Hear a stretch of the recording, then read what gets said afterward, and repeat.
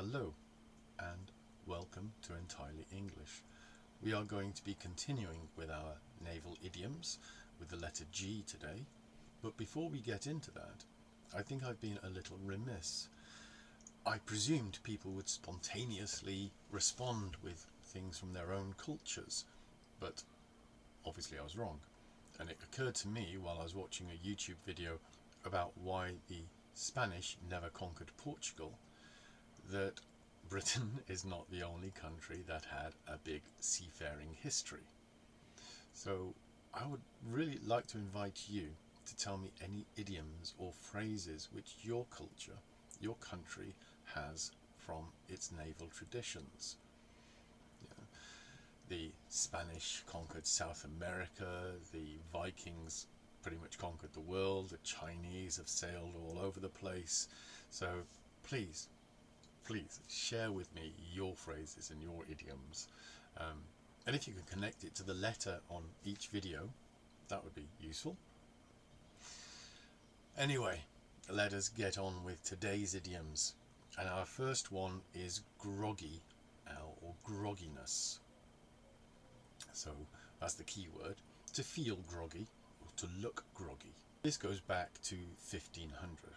In 1500, sailors were sailing around the world, as we discussed before. The Royal Navy was exploring, setting up camps in other countries, bringing back amazing things. And these journeys took a lot longer than they do today. Months can be spent at sea before they even saw land. And they needed water. Now, if you think about the number of sailors on board a ship, and they're each going to be drinking maybe half a gallon, so 4 or 5 litres of water a day, that's a lot of water to store many barrels. And they encountered the problem that the water went bad. Algae, green stuff, would grow on the water, bacteria was in the water, and the rats would do things in the water, so it wasn't pure. And they came up with the idea of having beer. Now beer has a benefit that it lasts longer than water if you're not drinking it, but it can also go off on long journeys. Same with wine. They tried wine, same thing, it went bad. In 1655, after the conquest of Jamaica, rum became the staple. It replaced the beer and the wine. It was given to the sailors at special times of day. The person in charge would shout, "Up spirits!" and everybody would come on deck for their daily rationing of rum. Obviously this had a problem. Lots of drunken sailors.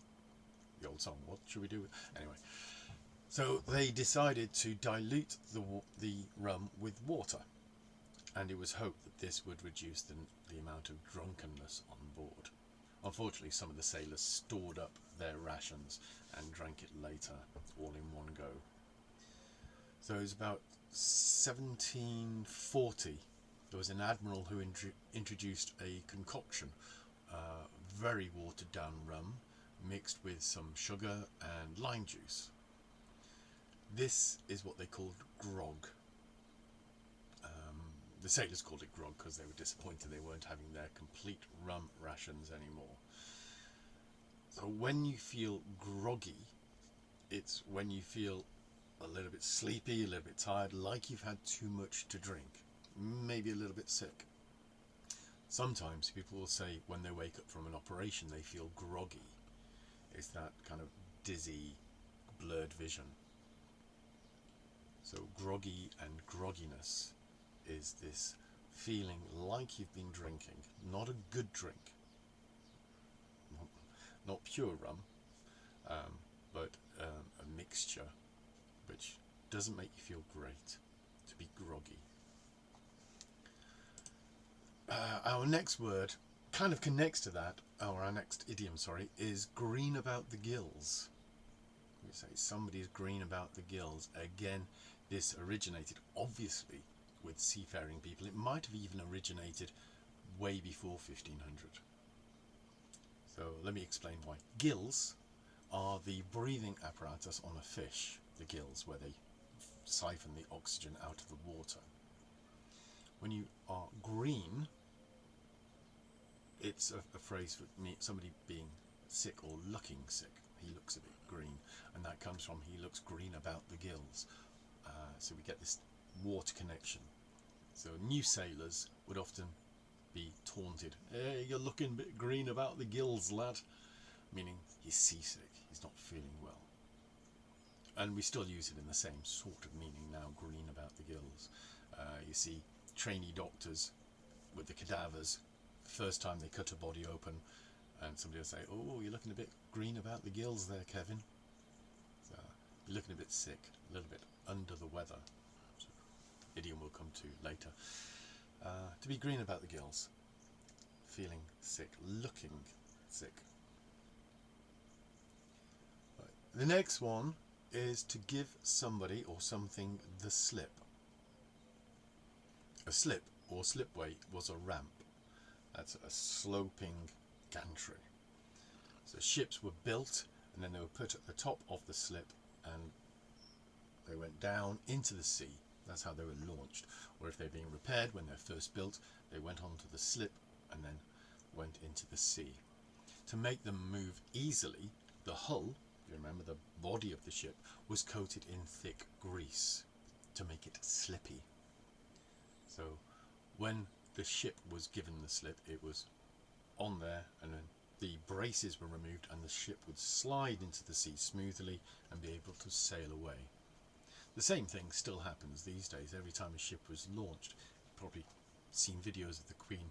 "I named this ship the Mary Rose." She swings a bottle of champagne, it smashes on the side and the ship slides into the sea. So the slip is this runway, and if somebody on the docks was saying, "Where is the Mary Rose?" somebody might say, "She's been given to the slip, she's ready for launch." We've got a slightly different meaning in the idiom these days. If you give somebody the slip, it means you escape from them. The police went round his house, but he gave them the slip. Or maybe you can visualize this. If you imagine you're in the shower and you've got a bar of soap, if you're old enough to remember bars of soap before we had gel, and it's all wet and you squeeze it, it slides out of your hand. And it's that kind of idea. The police were about to grab him and he escaped. Gave them the slip, slipped through their fingers. To give somebody the slip, to avoid them, to escape them. Oh, if you know the Harry Potter books, there's the one where they're at the party and Hermione is there with, oh, who remembers his name? The annoying Quidditch player. And Harry sees her and her hair's all messed up, and I think they actually use the phrase, "I've given him the slip." She's escaped from him. So I was going to do one more, but as I've said before, with my internet connection, long videos are very difficult to upload. So I'll just write the description in the information below. Do give me some of your idioms from your culture, your history. Any beginning with G. And I apologise for not even thinking about it before. Of course, especially with the Vikings. They say that Vikings discovered America. So, any of you people from Norway, get your messages coming in.